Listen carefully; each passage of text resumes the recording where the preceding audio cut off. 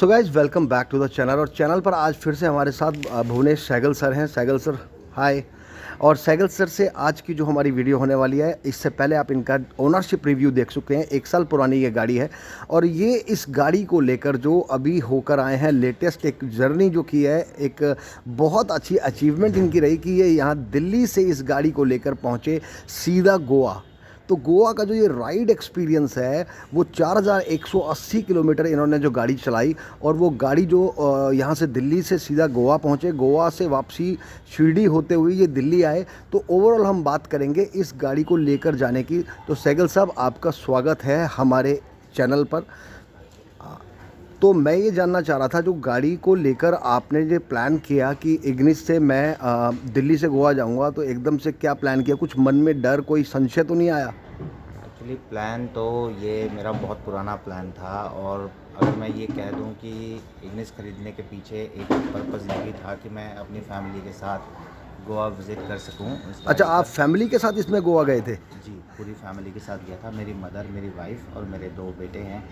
अच्छा, mother, wife और 2 बेटे। जी, मेरा छोटा बेटा एक स्पेशल किड है, उसको ले जाना एक बहुत बड़ा चैलेंज था। तो लेकिन हम सब गए हैं इस पर और बहुत कंफर्टेबल हमने जर्नी कंप्लीट की है। इसमें हमने 4180 किलोमीटर लगभग गाड़ी चलाई दिल्ली से। और अभी 1 साल ही हुआ है आपकी गाड़ी को? हाँ, 1.5 साल हो गया। तो गाड़ी जब आपने प्लान किया ये टूर इग्निस से जाने का, तो कभी कोई डाउट नहीं हुआ कि क्या कंफर्ट रहेगा या नहीं रहेगा? तो सबसे पहले मेरी बात जो रहेगी, इंजन की परफॉर्मेंस इग्निस की कैसी रही आपकी इस पूरी जर्नी में? इग्निस की परफॉर्मेंस इंजन की वाइज बहुत अच्छी रही है। मुझे किसी तरह का कोई कंप्लेंट, कोई इशू नहीं रहा इस समय। गाड़ी बहुत कंफर्टेबली चल पाई। हालांकि हम लगातार हमने पूरी जर्नी दिल्ली टू गोवा एक शॉट में नहीं की थी। हम सबसे पहले यहाँ से राजस्थान और गुजरात के बॉर्डर पर हमने स्टे किया पहला, जिसके लिए हम लगभग 700-800 किलोमीटर्स चले थे। हाँ, लगातार 700-800 किलोमीटर गाड़ी चलाई आपने। नाइट मोड में रात में गए थे, दिन में गए थे? हमने जर्नी जो स्टार्ट की थी वो इवनिंग में की थी और नेक्स्ट डे हम लगभग 12 बजे के आसपास राजस्थान गुजरात बॉर्डर पे पहुंच गए थे। तो ओवरनाइट ड्राइव की? हाँ जी, ओवरनाइट भी ड्राइव की और बहुत सारा हिस्सा मॉर्निंग में भी किया। मॉर्निंग में भी किया और रात को पूरी रात गाड़ी चलाई? पूरी रात गाड़ी चलाई, दिल्ली से राजस्थान तक? हाँ, दिल्ली से राजस्थान गुजरात बॉर्डर तक। बस गुजरात वहाँ से सिर्फ 40 किलोमीटर अवे था जब हम वहाँ पहुँचे। Oh great. तो उसमें रात को जो जर्नी आपकी रही इग्निस के साथ, तो इसके जो हेडलैम्प्स हैं, मैं देख रहा हूँ बेसिक लैंप्स हैं, जो हेलोजन बेस्ड लैंप हैं, पीली वाली लाइट वाले। तो इससे कोई आपको किसी तरह की कोई समस्या का सामना करना पड़ा हो कि रोशनी या विज़न या लाइट जो है उसकी कुछ इम्प्रेशन कैसा रहा? इसकी जो लाइट है वो जनरली तो कम ही होती है बाकी गाड़ियों के कंपैरिजन में। रोड पर बहुत अच्छा सपोर्ट ये लाइट नहीं कर पाती है, लेकिन क्योंकि हाईवेज़ काफ़ी लिट थे और काफ़ी वेल लाइटिंग का इंतज़ाम था मोस्ट ऑफ़ द हाईवेज़ पर, तो वहाँ पर कोई दिक्कत आई नहीं। और जहाँ कहीं पर अंधेरा था तो वहाँ पर अगर सामने से कोई गाड़ी नहीं आ रही है और उसका रिफ्लेक्शन नहीं है तो लाइट बहुत कंफर्टेबली हमें हेल्प कर रही थी चलने में रास्ता। तो ऐसा नाइट मोड ड्राइविंग में आपको कोई प्रॉब्लम इग्निस के साथ नहीं आई? नहीं। तो ओवरऑल आप ये कहना चाहेंगे रात को हाईवेज़ पर गाड़ी ले जाने में, रात भर ड्राइव करने में आपने कोई प्रॉब्लम फेस नहीं की और आपकी राइड कंफर्टेबल रही?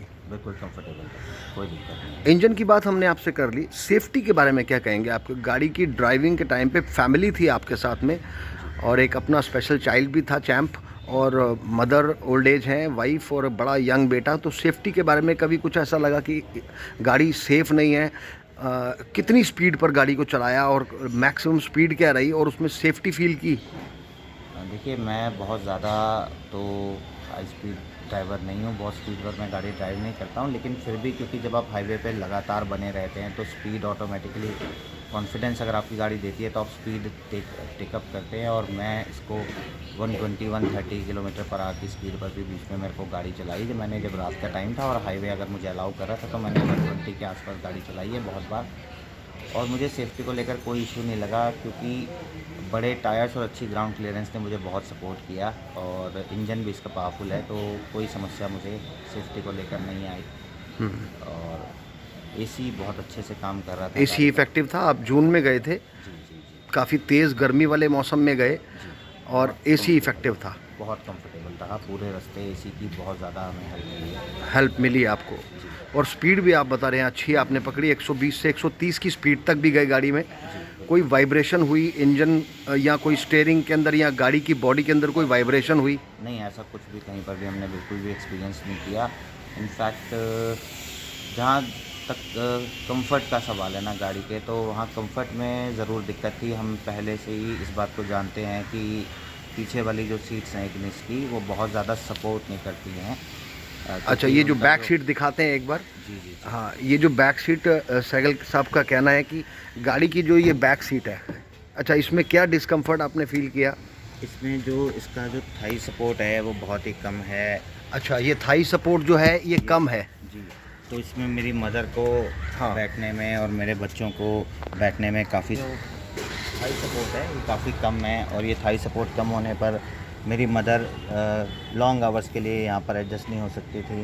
हालांकि मदर को मोस्ट ऑफ द टाइम हमने आगे की सीट पर ही जर्नी कराई है, लेकिन बीच बीच में क्योंकि छोटा बच्चा है, स्पेशल चाइल्ड है, जिद करता है आगे आने की, तो उनको जब भी कभी यहाँ पे शिफ्ट करें उनको दिक्कत ना हो, इसके लिए हमने यहाँ पर बीच में सामान रख के इसको पूरा कवर अप कर दिया था स्पेस को, ताकि ये फ्लैट हो जाए बिल्कुल। ताकि ये फ्लैट हो जाए, सीट बड़ी हो जाए। हाँ। थाई सपोर्ट कम था। जी। जो इसका ये बैक था, ये बैक ज़्यादा स्ट्रेट है, तो जी। ये भी प्रॉब्लम फील की होगी कि हाँ, एकदम ये थोड़ा इससे रिक्लाइन होता तो। हाँ, अगर ये थोड़ा रिक्लाइंड होता तो ज़्यादा कन्वीनियंट होता, लेकिन ये भी बहुत ज़्यादा स्ट्रेट है, इधर से सपोर्ट नहीं है। तो इन सब चीज़ों के लिए हमने फिर इंतज़ाम ये किया कि बीच में सामान रख कर गए। और एक हमने सेफ्टी के लिए हमने एक इक्विपमेंट लिया था, हाँ जिसको कि आप कह सकते हो कि टायर इन्फ्लेटर मैंने लिया। हाँ। बर्गमैन का टायर इन्फ्लेटर मैंने ऑर्डर किया था पहले, क्योंकि इतनी लंबी जर्नी पे अगर हमको जाना है तो फिर गाड़ी में पंचर हो सकता है, हवा का इशू हो सकता है, और किसी भी टाइम पर ऐसा इशू आने पर अगर आपके पास नियर अबाउट एरिया में अवेलेबल नहीं है। मतलब पंचर जो किट होती है, वो पंचर किट आपने ले ली थी? नहीं, पंचर किट नहीं मैंने ली, मैंने सिर्फ टायर इन्फ्लेटर ले लिया था। अच्छा, टायर इन्फ्लेटर लिया था आपने। जी, तो उसको हमें एक दो बार यूज़ करने की ज़रूरत पड़ी ओके। बीच में। जी, तो दूसरी चीज़ ये आपने बताई कि जो इसकी बैक सीट थी उसने थोड़ा सपोर्ट कम किया, लेकिन फिर भी आपने एक अपने अकॉर्डिंगली ऐसा उसका सेटअप बना लिया कि लंबी जर्नी थी, लगभग 2000 किलोमीटर जाना था वन साइड, तो उस हिसाब से आपने थोड़ा उसको अकॉर्डिंगली बना लिया और राइड आपकी फिर ठीक रही। हाँ, फिर उसके बाद राइड काफ़ी कंफर्टेबल रही और कोई प्रॉब्लम्स हमने और कोई फेस नहीं की, गाड़ी को लेकर कोई प्रॉब्लम्स फेस नहीं। तो माइक्रो एसयूवी कहते हैं इस गाड़ी को, लेकिन एक चीज़ ज़रूर है कि बड़ी फैमिली और आप सब लोग थे और इतने सारे लोगों के साथ आपने राइड ली, आप इतनी लंबी राइड के लिए निकल गए, तो वो एक भरोसे पर खरी उतरी गाड़ी? एक्चुअली मैंने जब ये गाड़ी खरीदी थी तो कहीं ना कहीं पहले से ही मेरे दिमाग में था, क्योंकि मैंने आपको जैसे कि बताया मेरा बहुत पुराना प्लान था, तो मैंने इन सब चीज़ों को ध्यान में रखते ही ये गाड़ी परचेज़ की थी कि मुझे इस पर लॉन्ग जर्नीज़ बहुत सारी पूरी करनी है। तो मैं शुरू से ही काफ़ी चीज़ों को लेकर श्योर था, क्योंकि मुझे इंजन पावरफुल मिलता है कम बजट में इसमें, और बड़े टायर्स मिलते हैं, अच्छा ग्राउंड क्लियरेंस मिलता है। लाइटिंग का इशू मैंने ज़रूर थोड़ा महसूस किया कि कम होती है, एट टाइम्स आपको लाइट की कमी खलती है, लेकिन वो आप अरेंज कर सकते हैं बाद में। और मैं भी होपफुली इसकी लाइट्स जो हैं वो अच्छी वाली लाइट्स इसमें इंस्टॉल करवाना चाहूँगा। अच्छा, इसके जो फॉग लैंप तो ऑलरेडी आपने शोरूम से लगवा ही लिए थे, तो वो फॉग लैंप का आपको हेल्प मिला? हाँ, बिल्कुल, बिल्कुल फॉग लैम्प का हेल्प ये मिला कि कम से कम रोड्स जो हैं उन पे विजिबिलिटी बहुत अच्छी थी, लेकिन फॉग लैंप्स भी जो हैं क्योंकि वो हेलोजन है तो वो बहुत ज़्यादा सपोर्ट नहीं करते। नहीं बहुत करते। ज़्यादा अच्छा उसका आपको इफ़ेक्ट नहीं महसूस होता। लेकिन हाँ, एक अगर फॉग लैम्प नहीं होते तो प्रॉब्लम और ज़्यादा बड़ी हो सकती थी। फॉग लैम्प की वजह से शायद प्रॉब्लम्स कम रही हैं कम रही। लाइटिंग को लेकर। लाइटिंग को लेकर अगर फॉग लैंप ना होते तो प्रॉब्लम क्रिएट हो सकती थी। तो ये भी डिसीजन आपका अच्छा रहा कि आपने आफ्टर मार्केट जो है इसके अंदर फॉग लैंप इंस्टॉल किए, शोरूम से ही किए, शोरूम से ही इंस्टॉल करवाए थे। तो इसमें एक चीज़ और मैं जानना चाह रहा था, माइलेज कैसी रही गाड़ी की? हाँ, माइलेज को लेकर एक्चुअली जब मैंने गाड़ी ली तो माइलेज बहुत कम रही, क्योंकि हम बहुत ही शॉर्ट डिस्टेंस, एक्चुअली हम ड्राइव करते ही नहीं हैं, गाड़ी बहुत कम चलती है। बस जैसे बच्चे का कोई छोटा मोटा चक्कर काटा, अब जैसे 1.5 साल हो गया तो अभी तक 8000 किलोमीटर के अंदर ही चली है, अच्छा।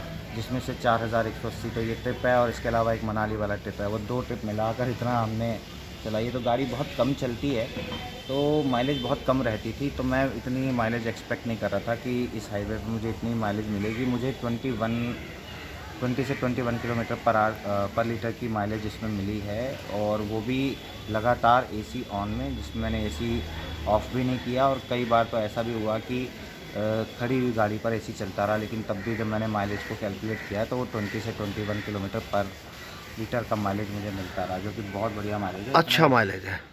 20-21 का माइलेज बहुत अच्छा माइलेज है, जो रनिंग एसी और खड़ी स्टैंडिंग पोजीशन में भी गाड़ी अगर रही है तो उस कंडीशन से मैं देखूं तो ये जो हमारा माइलेज है वो काफ़ी अच्छा रहा, सेटिस्फैक्ट्री माइलेज रहा जी जी। गाड़ी का। लगातार ड्राइविंग करने से मतलब आपको कुछ ऐसा महसूस हुआ कि गाड़ी से मैं थक रहा हूँ, टायर्डनेस हो रही है? क्योंकि एक्चुअली जो पीछे की सीट्स हैं वो ज़रूर अनकंफर्टेबल हैं, लेकिन आगे की जो दोनों सीट्स हैं, ड्राइवर और को ड्राइवर, वो दोनों बहुत बहुत ज़्यादा अच्छी सीट्स हैं, और वो बिल्कुल भी थकावट का एहसास नहीं होने देती। इंजन अच्छा था, हाईवेज़ बहुत अच्छे हैं, मैं हाईवेज़ की ज़रूर तारीफ़ करूँगा इस मामले में। हाईवेज़ बहुत अच्छे हमें मिले पूरे रास्ते, मोस्ट ऑफ़ द टाइम, और सीट्स बहुत कंफर्टेबल थी, इंजन बहुत पावरफुल था, अच्छी स्पीड पर गाड़ी चल रही थी। और फिर हमने बीच में ब्रेक भी लिया, और फिर मैं अपने आप को एक ड्राइव एंथुसियास्ट मानता हूँ, तो फिर इसलिए मेरे को बहुत शौक है गाड़ी चलाने का। लेकिन जब मैं हाईवेज़ पर हूँ सिर्फ तभी, तो मेरे को कोई थकान महसूस नहीं हुई। थकान महसूस नहीं, आपने एंजॉय किया राइड। कहीं कोई ट्रबल आया हो गाड़ी के पार्ट से कि गाड़ी की वजह से आप परेशान हुए? मैं अगर बहुत ढूंढूंगा तो भी मुझे कोई ट्रबल नहीं मिलेगा, सिवाय इसके कि जो बैक सीट है वो थोड़ी सी ज़्यादा कंफर्टेबल होनी चाहिए, लाइटिंग अच्छी होनी चाहिए गाड़ी में। लाइटिंग अच्छी होनी चाहिए और बैक सीट थोड़ी सी हाँ। कंफर्टेबल होनी चाहिए थी जी, जी। फैमिली की तरफ से। तो सहगल साहब, हम क्या करेंगे, हम आपकी 1-2 फ़ोटोग्राफ्स भी शेयर करेंगे। आपकी गाड़ी इग्निस अगर गोवा में खड़ी हुई वो भी दिखाएंगे, तो वो भी आपके साथ शेयर करना चाहेंगे हम गाड़ी की। तो ओवरऑल जो हमारा एक्सपीरियंस था, जिसको हम कह सकते हैं कि सेफ्टी, इंजन की परफॉर्मेंस, माइलेज भी काफ़ी अच्छी रही, कंफर्ट भी आपको, कंफर्ट के पार्ट पे थोड़ा सा आपने बताया कि जो बैक सीट है उसमें प्रॉब्लम रही। अदरवाइज़ फैमिली एक्सपीरियंस क्या रहा, बच्चे परिवार ने क्या एक्सपीरियंस शेयर किया? पूरे परिवार इस जर्नी से बहुत खुश था, और उन्होंने बहुत एंजॉय किया पूरी राइड को, और सबका कॉन्फिडेंस जो है गाड़ी को लेकर और ज़्यादा बढ़ गया। एक्चुअली पहले वाली मनाली वाली ट्रिप जो थी वो इससे भी ज़्यादा ऑफ रोडिंग पर चली गई थी, क्योंकि मैं रास्ता भटक गया था वहाँ पर। हाँ, तो हाँ। मैंने बिल्कुल ऑफ रोड जैसा ट्रैवल किया था वहाँ पर इग्निस के साथ ही, लेकिन वो इतना लेंथी नहीं था। तो हमने दोनों तरीके के ट्रैवल कर लिए हैं। मनाली वाले टाइम में ऑफ रोडिंग का बहुत ज़बरदस्त एक्सपीरियंस हुआ, क्योंकि हम रास्ता भटक गए थे पूरे हाईवे से बिल्कुल अलग, और गांव से कच्चे रास्तों से, वो भी हिली एरिया में हमने ड्राइव किया, और यहाँ पर हमने लॉन्ग जर्नी की एक बहुत ही, तो दोनों ही जगह पे बहुत सेटिस्फाइड है। सेटिस्फाइड रहे, हिल्स पर भी, लॉन्ग जर्नी पर भी आप सेटिस्फाइड रहे। और कुल मिलाकर जो मैं ये कहना चाहूँगा, आपने इस लॉन्ग जर्नी में ऑफ रोडिंग भी की होगी, कहीं हिल्स भी आए होंगे पूरी जर्नी में? जी, हिल्स काफ़ी जगह पर हमें हिली एरिया में गाड़ी ड्राइव करनी पड़ी, लेकिन ऑफ रोडिंग जैसा एक्सपीरियंस बहुत कम था, क्योंकि यहाँ पर कहीं कहीं पर रास्ता ज़रूर ख़राब था, बहुत लिमिटेड जगहों पर ऐसा था। Most of the time highways बहुत अच्छे थे, बहुत बढ़िया थे। तो सहगल साहब, ओवरऑल जो ट्रिप है आपकी, वो आप कॉन्फिडेंस में रहे गाड़ी के साथ, इग्निस के साथ, और काफ़ी अच्छी आपकी राइड रही as according to your statement. तो इस वीडियो में हमने एक बेसिक गाड़ी जो सिग्मा मॉडल है उसके साथ आपने 4200 किलोमीटर लगभग गाड़ी चलाई, और राइड को फैमिली के साथ आपने एंजॉय किया, और ये सभी चीज़ें जो हमें बताई। कुछ और काम की बात बताना चाहेंगे कि लोगों को कहेंगे कि इग्निस ले सकते हैं अपनी फैमिली के लिए? देखिए, अगर आप कम बजट की गाड़ी ढूंढ रहे हैं, और अगर आप ऑल्टो पर जा रहे हैं, अगर आप वैगन आर पर जा रहे हैं, अगर आप कोई और टियागो वगैरह जैसी गाड़ी को अगर आप देख रहे हैं, तो हालांकि अब और भी ऑप्शंस अवेलेबल हैं, लेकिन जिस प्राइस में और जिस फीचर्स के साथ मारुति इस गाड़ी को ऑफ़र करती है, जैसे अभी जो नए मॉडल हैं उसको तो हिल होल्ड असिस्ट भी आ गया है, और फीचर्स ऐड हुए हैं, तो मैं ये समझता हूँ कि इग्निस बहुत अच्छी परचेज़ रहेगी, जो आपको कम बजट में एक बड़ा इंजन, अच्छी ग्राउंड क्लियरेंस, बड़े टायर और कॉन्फिडेंस आपको ऑफ़र करेगी। और सिग्मा मॉडल बहुत वैल्यू फॉर मनी मॉडल है, और मैं सभी लोगों को कहूँगा कि कोई भी गाड़ी लेने से पहले अगर वो 6-7 लाख तक की गाड़ी देख रहे हैं तो इसको ज़रूर ट्राई करें एक बार। चलिए सहगल साहब, थैंक यू सो मच, आपने शेयर किया अपना जो ride comfort experience Delhi to Goa का। और आपका एक बार मीटर रीडिंग दिखाते हैं गाड़ी का, कि जो आपने बताया लगभग 8000 किलोमीटर कुल चली है गाड़ी, जिसमें 4200 किलोमीटर तो गाड़ी जो चली है वो चली है हमारी। ओवरऑल जो ये देखिए, ये हम देख रहे हैं 7524 किलोमीटर, जो 7524 किलोमीटर है। नहीं, 7502.4 है। अच्छा 7500 7,502 किलोमीटर चली है। तो ओवरऑल इसके अंदर म्यूजिक सिस्टम वगैरह सब चीज़ों ने सपोर्ट किया और पावर विंडो ने सपोर्ट किया। जी बिल्कुल बिल्कुल, सब चीज़ों का एक्सपीरियंस बहुत अच्छा था। पावर विंडो ने भी सपोर्ट किया। हाँ, म्यूजिक सिस्टम मैंने वही जो कंपनी से इसकी बेसिक एक्सेसरीज का सेट आता है उसी में पायनियर का सिस्टम, वही जो कंपनी फिटेड स्पीकर्स जो मैंने इसमें लगवाए थे, तो उन सब ने बहुत अच्छे से काम किया, कोई दिक्कत नहीं रही किसी भी तरह की। Okay, so thank you very much Sehgal साहब, अपना आपने शेयर किया जर्नी का पार्ट हमारे साथ, हमारी इग्निस के साथ, और सभी को अच्छी लगी होगी आपकी ये जर्नी की जो हमारी स्टोरी छोटी सी आई वीडियो में। तो मिलेंगे गाइज़, आपको अगर हमारी ये लगी हो, अच्छी लगी हो वीडियो जिसमें सिग्मा के साथ सहगल साहब ने अपना शेयर किया, अपनी जर्नी का जो ओवरऑल एक्सपीरियंस शेयर किया, तो वीडियो को लाइक कीजिएगा, वीडियो को ज़्यादा से ज़्यादा शेयर कीजिएगा, और जिन्होंने चैनल सब्सक्राइब नहीं किया चैनल को सब्सक्राइब ज़रूर करेंगे। मिलेंगे फिर से, till then stay safe, stay healthy, thanks for watching.